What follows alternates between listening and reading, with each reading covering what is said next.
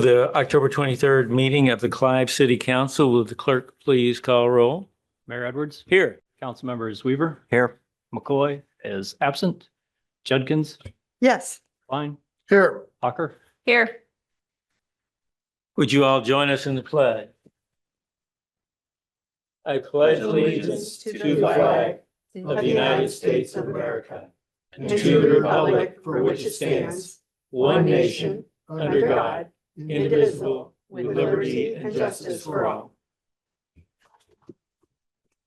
Next would be the agenda. I'm not aware of any changes. Move approval. Second. Motion second. Further discussion, seeing none. All those in favor say aye. Aye. All those opposed, like sign. The agenda is approved. Next up, we have our citizens presentation. This is the opportunity for anyone to address the council on an item that is not on the agenda. And if so, if you're in the council chamber and would like to come up to the podium, or if you are online, Pete will give you the directions to do that. For those Well, go ahead, Pete. for those online, you can get our attention here in the council chamber using the raise hand function on your Zoom screen.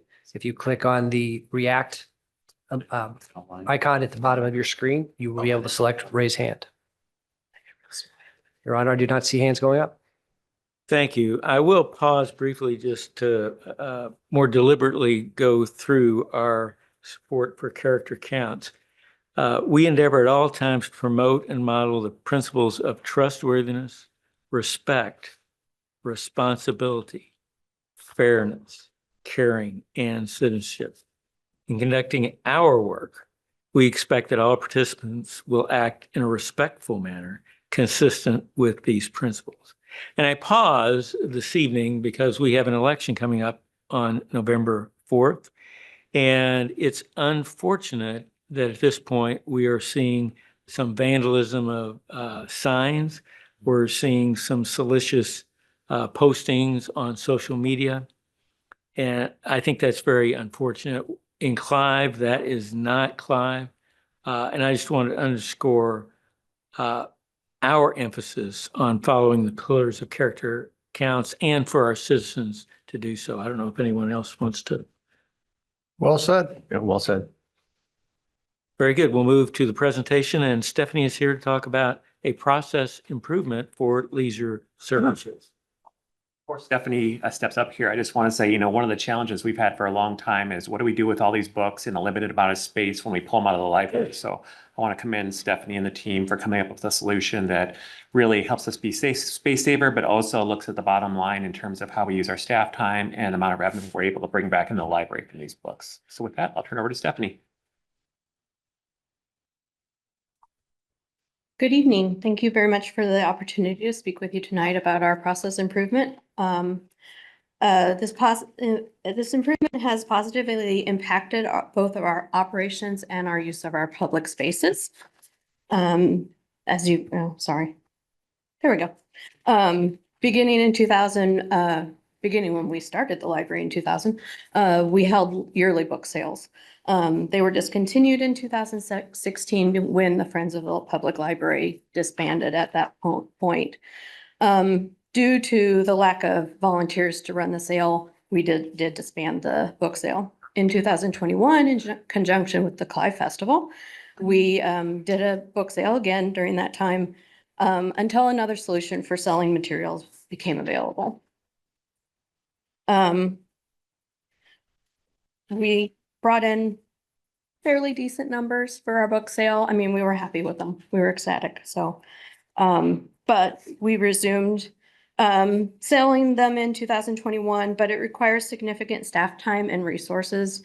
4 full-time staff members were needed to set up and staff the event. And our largest meeting space at that time was occupied for a full week, limiting its availability for other community needs. In 2023, I was at the American Library Association and ran into the vendor Thrift Books and spent some time talking to their salespeople and brought it back to our staff and Richard at that point to think through if we wanted to do more book sales or if we wanted to start with thrift. And unanimously, we decided to go with thrift. We send them any donated copies that we don't already sell in our corner book sale. Anything that we don't use in our collection, we go ahead and put them in on the book sale or thrift. And any titles that we weed out of the collection, we also run through thrift. When items are weeded, they are out of the collection due to lack of interest or usage. When we do that, we scan the ISBN on the back of the book, and as quick as that, it says send or don't send. Thrift is taken, I'm going to say probably 70% of all the titles that we've put through them. Very rarely do you come up with a don't send. Everything that is marked send, we just put in a box, and after 6 boxes, we send FedEx. They come and pick up our boxes and they come the next day. We don't have to move anything. We just put boxes together and they come and take them away from us. So, and at that point, then we get a monthly check for any items that are sold off of the website. You yourself can go out to Thrift Books and purchase new titles, used titles. Your old favorite is out there, I can guarantee it. We've used them for 2 years and we saw a little amount of money come in on the first year. Last year was $2,300 and we're ecstatic with that. And this year so far, we have received $114. So for 2 months out of the year, not too terrible. The invisible cost savings, the library no longer needs to store large amounts of material. We don't have to store all of those boxes for the yearly book sale anymore. Library staff no longer needs to work the hours pricing, setting up, taking down, staffing the book sale. And the library no longer needs to block out rooms and meeting spaces. We've eliminated the need to store any of those boxes. Our meeting rooms remain available for public use, and we are ecstatic with our process improvement. Congratulations.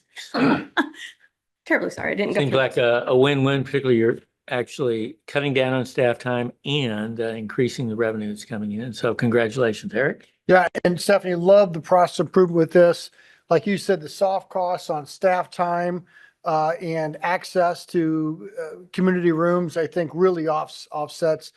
And that's something that's really hard to measure right there. In addition to the revenue generated from thrift books, the only question I had, is there any way for the public to be able to donate used books with this, or does it have to be from our collection? How does that work? No, you can bring in any titles off of your own shelf that you no longer want.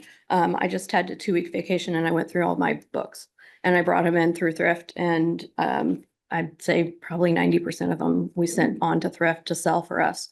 So you easily, anything that comes in the door that is donated, we evaluate to see if we can use in our system. If we can't, then we will either run it through thrift or we'll put it up in our corner book sale. So we'll take donated books all day, every day. I'll be in. Okay, That's be great. anxious to see them. Anyone else? I just would comment that I have the Thrift Books app on my phone. I've used it for years. It's a great service. And so far I haven't come across a Clive Library book in what I've ordered, but I think it's got a good reputation and great organization for us to be working with. It's cool. Any other comments? Again, great job. Thank Thanks, you. Stephanie. Appreciate it. Thank you. Have a great evening. Thank you. Are we going to stay around? Like 30, so. See ya. All right, next we have consent. Move approval. Second. Motion is second on consent. Further discussion, seeing none, will the council please vote, and will the clerk please post that vote?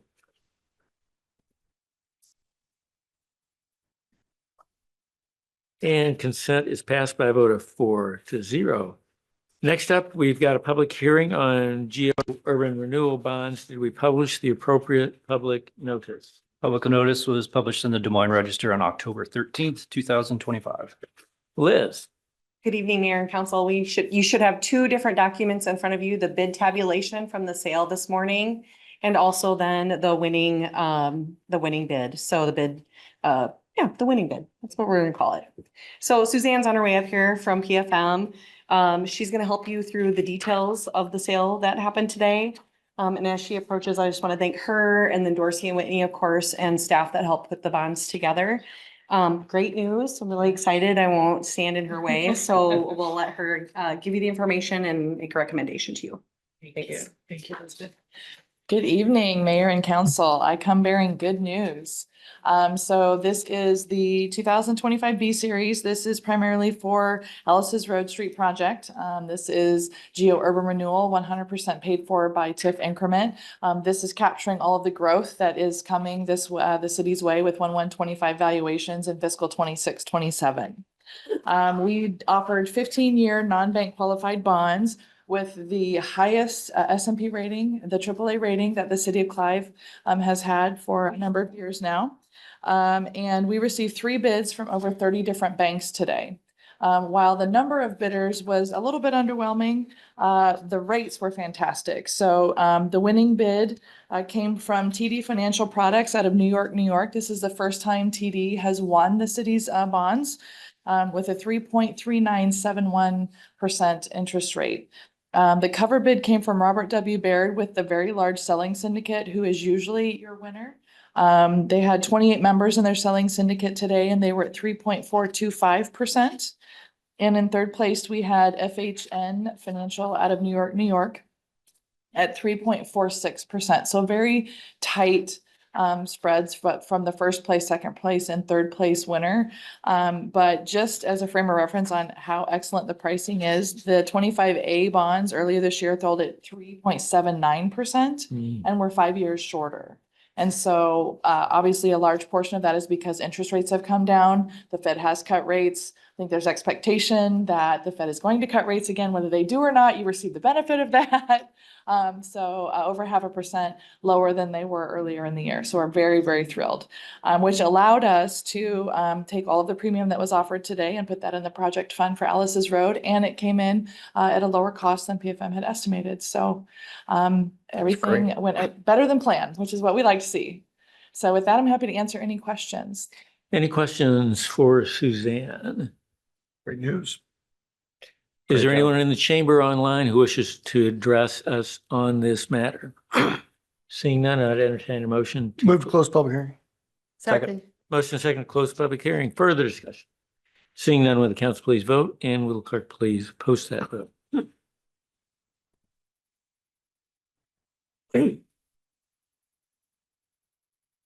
Public hearing is closed by a vote of 4-0. Move the resolution awarding the general obligation of renewal bond series 2025B and authorizing and approving a loan agreement providing for the sale and issuance of bonds, providing for the levy of taxes to pay the same. Second. Motion is second on the resolution. Further discussion. Seeing none, will the council please vote? And will the clerk please post that vote? That resolution passes by a vote of 4-0. Thanks so much, Suzanne. Next up, we have Ryan on ordinance number 1172. Good evening, Mayor, Council. Tonight, we're here with rental housing code, second consideration. If you recall, the last consideration, we kind of discussed some of the enforcement strategies that were put into our toolbox. Last meeting, there was a little bit of a discussion on essential utilities when using rent abatement. Staff has done some homework on that. The International Property Maintenance Code does define within the code what those essential services are.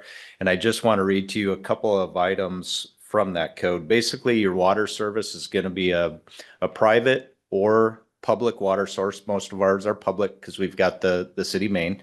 It's got to be a clean source. It also has to have an appliance in there that's able to heat that water to a minimum of 110 degrees for that unit. Then you've got the sewer. You've got to have a sewer connected to a public or a private. Again, mainly public here in the city of Clive. We do have a few septic locations, but not many.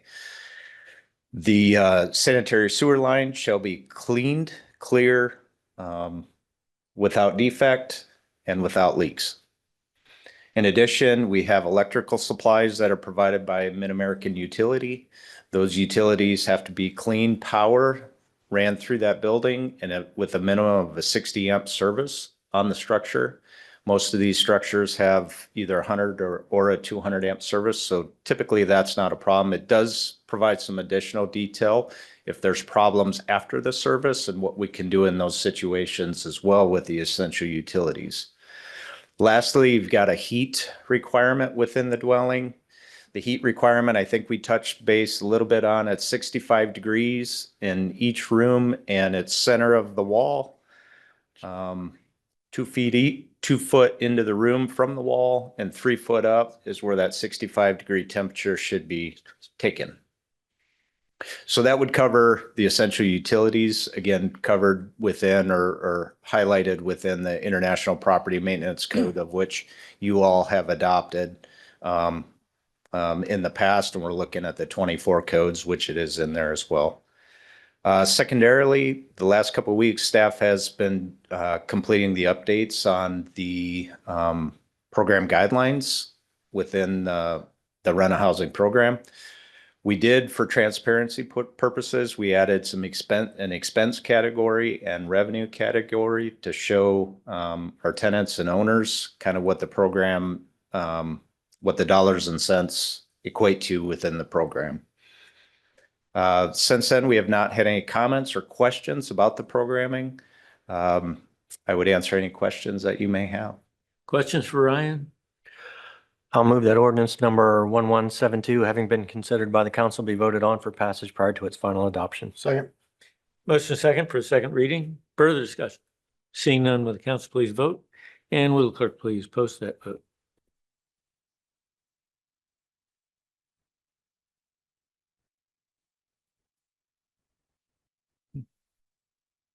Did pass, but it's not, there it goes. It did pass by a vote of 4-0. Thank you, Ryan. Thank you. Next, we'll move into our reports. Matt, shall we start with you? Sure, Your Honor. It's great to be back. Appreciated some time away. If you've never been to Japan, I would highly recommend it. It's a wonderful country. Definitely got to see and experience a different culture, and it was very gratifying and learn a lot every time I visited the country, particularly as, you know, the nerd that I am with city infrastructure, of looking at different ways of how cities do things. I will note that we were in the largest city in the world, in Tokyo, a town of 35 million people, and I heard a car horn 3 times the entire time I was there. It is amazing, the transportation flow in that community. You wouldn't think you're in a city of 35 million people, but so it's just interesting, the scale. And then getting out into the countryside too as well. So anyway, would be happy to chat more about that with anybody who's interested. But Konnichiwa. yeah, konnichiwa.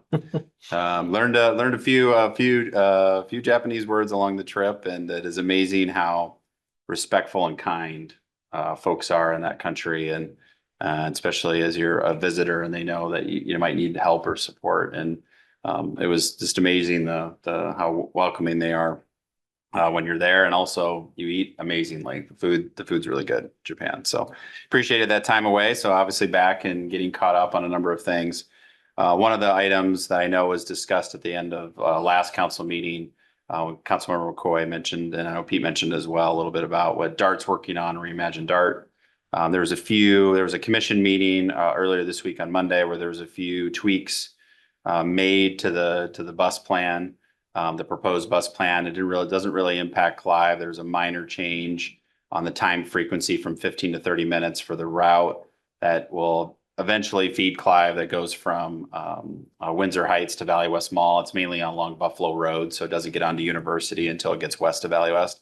And actually, I just learned this from the DART staff. It was partially because they couldn't hit the 15-minute time frame fast enough. As the council will recall, one of the big enhancements for Clive's aspect of the plan is a 30-minute frequent route along University, starting at Valley West and going west through our community. That is unchanged.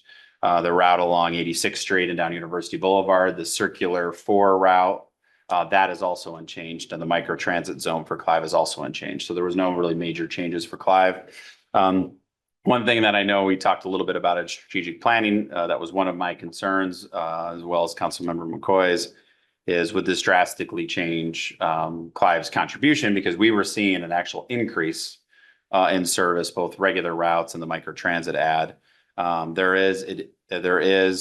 see what the levy rates actually show potentially later this year when DART puts their budget together, but it's basically keeping things the same.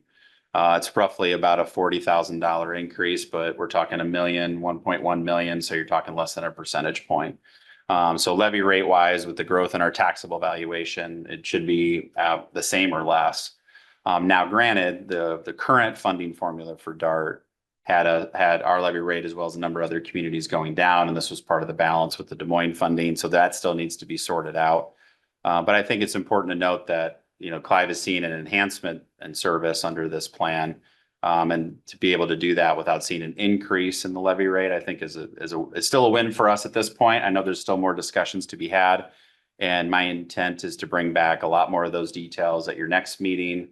Because I know Councilmember McCoy will need your direction as he heads into that December commission meeting on kind of the final vote on the bus plan. We do tentatively have DART scheduled to come to your December 11th meeting with some recent requests from the city of Des Moines on some potential changes in funding. You probably have heard, I know we've shared some information on this of how they're using their increase of their franchise fee versus their property tax levy to support DART. There's been some requested changes that Des Moines has asked of the commission. That is, I know, being evaluated currently by the commission. There may be a desire. I want to connect with Councilmember McCoy when he's back from his trip to see about maybe potentially moving that DART presentation back to January, pending some of these Des Moines conversations. But at minimum, though, we will be discussing at your November meeting a little bit more detail. I'll kind of include a lot of everything that we've received to date from DART in your agenda packet, so you can review those. I know some of them you're getting those emails directly today, but I'll share a little bit more updated information in my weekly update. So we definitely want to circle back on that, as well as a number of other regional kind of questions that are outstanding. Right now, we have Polk County Emergency Management will have a key vote coming up in November that Mayor Edwards will need to make. So we're going to hit on a number of regional items at the November council meeting, November 13th. Also, wanted to circle back too on the 80th Place court decision that has now gone through the appeal process, and there has not been an appeal related to that rental property. And so staff is now moving forward, working with legal counsel on getting the right wording together for official notifications to start executing that court order. In terms of notifying the property owner of the not allowing rental use of the property, and then notifying the tenants. There's some other levels of enforcement that come along with this order in terms of the monetary fine, basically, to come to the city from this court decision. And staff is working with legal counsel. We're evaluating those options, and we'll circle back with you on the kind of the final decision there. We have some options there in terms of how far we want to go with it. But I think one thing I wanted to make mention to the council is, now that we have this decision that's gone through the appeal process, my recommendation to the mayor and legal counsel is to now have staff kind of transition into the singular communication spot to the neighborhood. We know that they've reached out to many of you and reached out to legal counsel with the steps that are coming that the community development team will be looking at in terms of the enforcement side with the city attorney. We wanted to kind of have one communication spot, keep consistent now that we've got this standing court order. So we'll keep the council informed as we work through that process and notifications are sent out, but just wanted to let the council know, and that we'll be reaching out to the neighborhood to let them know that we've got some enforcement coming. So if they reach out to us, we funnel them back to you or Yeah. to who? You can funnel them back to me, and we'll direct it to Doug and Ryan, Okay. who will be leading the effort. So that would be my preference if the council's comfortable with that, just to keep everything consistent as we get into some specific notifications and verbiage of language. We want to make sure we're dotting the i's and crossing the t's to make this enforcement stick, if you will. Wanted to also mention, starting next week, for a couple of weeks, we'll have it won't be a full closure, just a 1-lane closure out here on 114th Street associated with the Greenbelt Landing Project. We have a new storm sewer that will be going underneath 114th Street, just north of the Aquatic Center Drive. We will be maintaining 1 lane at all times, but that's associated with the new bio retention cell that will be along the west side of the Aquatic Center parking lot. we'll be actually diverting stormwater as it runs off before it gets to the creek through our kind of treatment train that have established with the wetlands in the Greenbelt Landing Project. But I just wanted to let the council know we'll have some intermittent, we'll have 1-lane closures to construct that. The contractor wanted to do a full closure, and I said, I'm not really interested in that with this being an election location right now, but there will be 1-lane closures and temporary traffic signals put up for at night when they're not working on it. So wanted to make you aware, so it shouldn't impact you. It'll just slow things down a little bit. One thing I wanted to know, part of another reason why we didn't want to do a full closure is Public Works has done traffic counts to show we've more than doubled traffic along 114th Street during the detours. Wow. So a little over 4,700 cars a day, I think you said, Jeff? Yeah, yeah, northbound only. So yeah, we've checked those counts, but as you know that, I realized while I was gone, there was some surprises from the DOT on some Hickman closures that Pete made me aware of. And I know one will continue here later this week with another closure to start setting the beams. So one thing too that I wanted to mention, I know I've shared this with you all, that Chamber Hall have a luncheon, I think it's the day after the election, where they'll be kind of inducting, I guess, for lack of a better phrase, some emeritus members of the Clive Chamber of Commerce, and a former mayor, Scott Sirksina, is one of those. So if you're able to attend, please let Peter I know. We'll get you registered for that luncheon. But other than that, Your Honor, that's all I have. Just catching up on things. I will be out of the office briefly here for the ICMA conference for a few days next week, and I'll be back in the office on Thursday. But look forward to kind of diving back in on a few things, and we'll be following up. But that's all I have at this point. Thank you. Legal?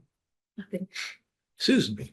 The Walnut Creek Watershed Management Authority met earlier this week, and they started collecting at the county level recommended projects from each community to look at prioritizing within the 5-year plan that I've mentioned recently was passed. And Clive staff did a good job of outlining the things that we have on the horizon there. So happy to see that. That's it. And did any of your groups touch on the donation of Polk County for water monitoring to that? At the day we met, there, that was going to be occurring the next day, that Polk County would be discussing helping to keep the water quality monitoring system in place that the Iowa Flood Center and IIHR have been operating. The state had stopped funding that. So they pursued some funding from Polk County, which has backfilled 1/3 of what was lost at the level of 200,000. And they're hoping for Lynn and Johnson counties to also collaborate. But Polk County is going to be working strongly. Their top lobbying issue at the state legislature this year will be asking the state to restore that funding. Very good. Thanks, Susan. Eric? Yeah, a couple of things, Mayor. One, attended the Metro Advisory Council. And one of the key things, topics of discussion was e-bikes, scooters, things of that nature. So talking about, it's a problem in every community here, not only in Des Moines, but other cities as well. So clearly something that is of interest, looking at work with our legislators to come up with a formal policy that transcends city limits that really can work with this based on education, perhaps licensing, safety training, things of that nature. So anyway, it's the issue is well recognized by the MAC and moving forward with that. Also, I just left UMB, which just purchased Dubuque Bank and Trust. So they're our newest Clive, a business member here. So welcome them to the area. And one other thing before Pete cues this up, we've talked about rental housing, so it was very appropriate, Ryan, for you to continue discussing the ordinance 1172. This was a flyer I met with Country Club West Homeowners Association and shared that with Pete's got that list right here. This is kind of an idea here, a flyer that went out, they printed off. So it's a home over on wherever it is, it's a Country Club West, but 144th Street. Yeah, there you go. 144th Street. 13 guests is what they're advertising that it can hold. $1,235 for 5 nights. So pretty much $20 a person.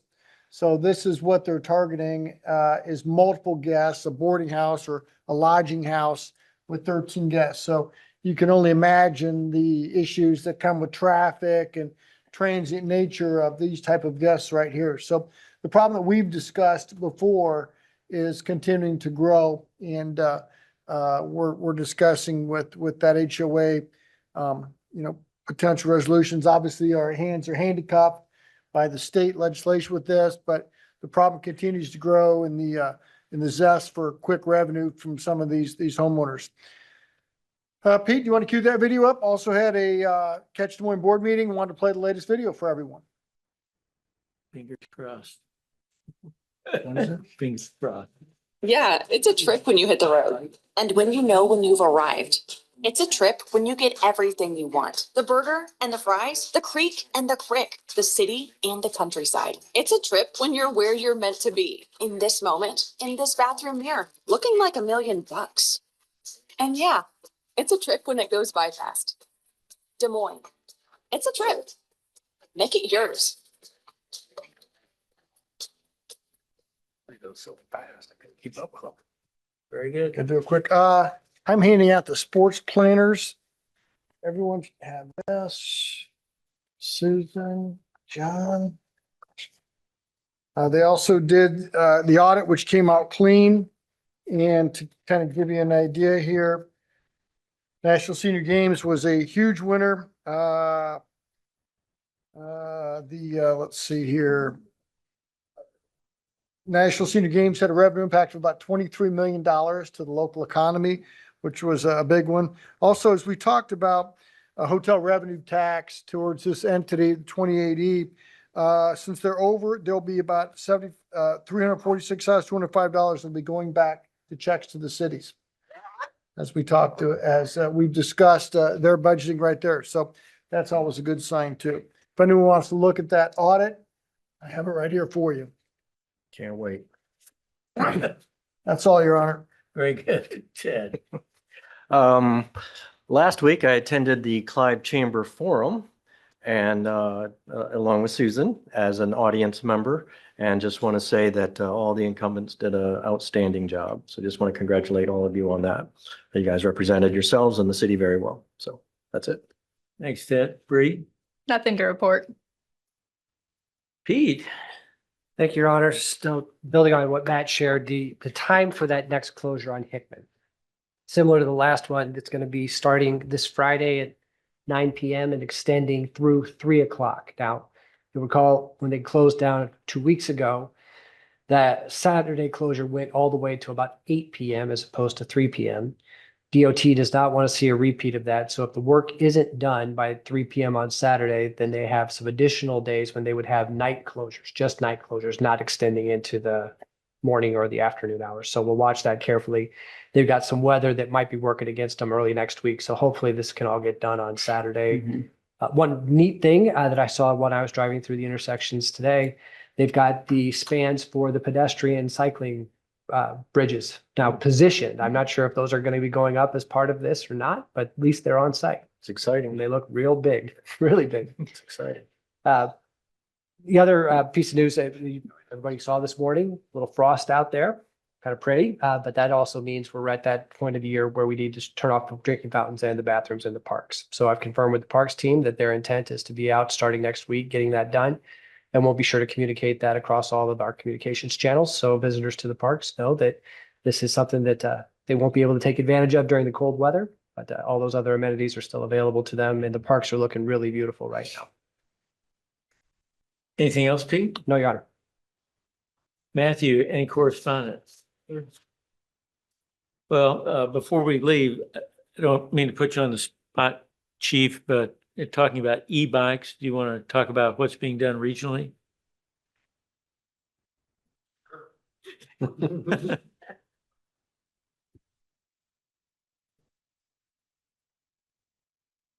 Mayor and Council, we are taking a regional approach towards these e-bikes and the scooters and the like. I am the vice chair of Plexa, which is our local Polk County law enforcement group.